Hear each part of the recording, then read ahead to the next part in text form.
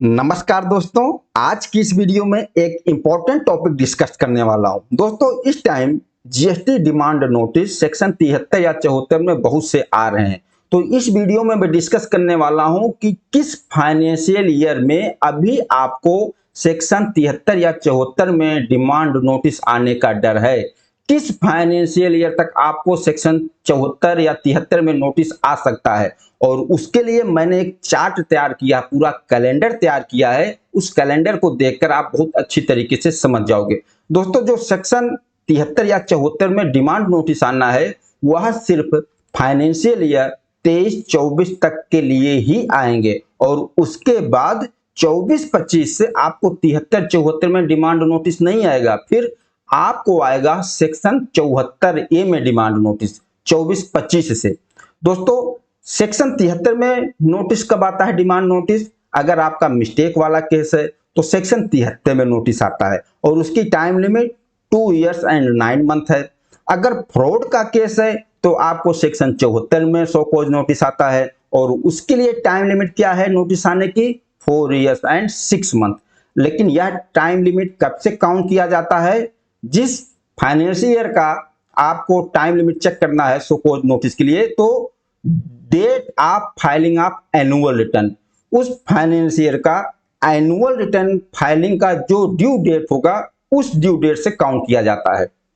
अगर आपका erroneous refund का केस है तो जिस डेट को आपने एरोनियस रिफंड क्लेम किया है, उस डेट से काउंट किया जाएगा। आप दोस्तों आइए देखते हैं चार्ट जो मैंने आपके लिए कैलेंडर तैयार किया है। जो सेक्शन 73 या 74 में नोटिस आना है 17-18 से लेकर 23-24 तक, क्योंकि 23-24 तक ही आपको 73 या 74 में नोटिस आएगा। देखिए 17-18 जो जो चीज मैंने रेड कर दिया है, अब उसमें आपको नोटिस नहीं आएगा। सेक्शन 73 या 74 में नोटिस नहीं आएगा। जैसे 17-18 का मैटर खत्म, आपको कोई भी 73-74 में नोटिस नहीं आ सकता। 18-19 का भी मैटर खत्म।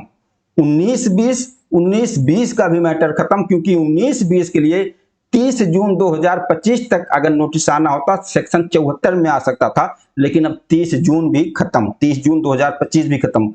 तो मतलब 17-18, 18-19, 19-20, अब ये 3 फाइनेंशियल ईयर में अगर आपको 73 या 74 में सो कॉज नोटिस नहीं आया है, डिमांड नोटिस नहीं आया है, तो अब नहीं आएगा। अब जीएसटी में भले ही आप कितना भी कर्म कांड कर रखा हो, लेकिन अब 17-18 से लेकर 19-20 तक का सो कॉज नोटिस 73 या 74 में नहीं आएगा। जो मैंने रेड कर दिया है अब वह नहीं आएगा। इसके बाद 20-21 में सेक्शन 73 में नोटिस आने का टाइम लिमिट खत्म, क्योंकि 30 सितंबर 2024 था। लेकिन सेक्शन 74 में अभी नोटिस आने का टाइम बचा हुआ है, क्योंकि 30 जून 2026 तक आपको सेक्शन 74 में नोटिस आ सकता है।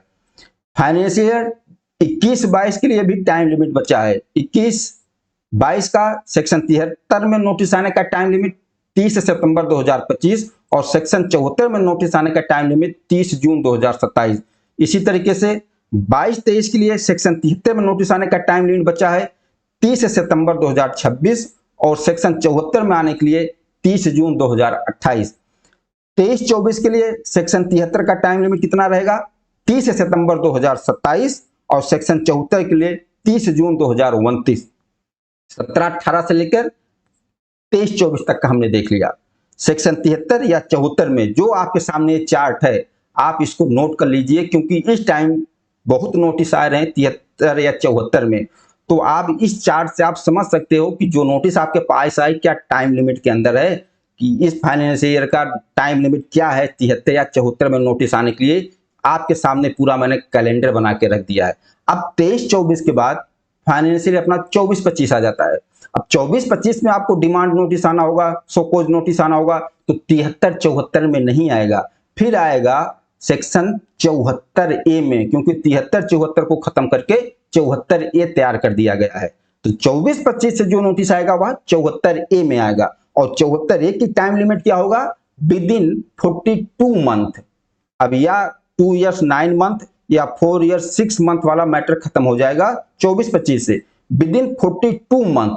और किस डेट से? वही एनुअल रिटर्न का जो ड्यू डेट होगा वहां से। जैसे 24-25 का केस है, आपको आना है 74 में नोटिस।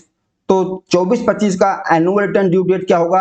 31 दिसंबर 2025। तो इसके with in 42 month time limit रहेगी। तो मतलब 30 जून 2029 तक आपको नोटिस आ सकता है 24-25 के लिए अंडर सेक्शन 74A में। तो दोस्तों इस तरीके से इस चार्ट से आप बहुत अच्छी तरीके से समझ जाएंगे कि 73-74 में आपको नोटिस कब तक आ सकता है। हमने 17-18 से लेकर 23-24 तक का भी टाइम लिमिट आपके सामने रखा है, और उसके बाद 24-25 से जो 74A में नोटिस आएगा उसका भी टाइम लिमिट हमने डिस्कस कर लिया। बाकी आप लोग बताना दोस्तों, यह वीडियो आप लोगों को कैसा लगा। नमस्कार, धन्यवाद।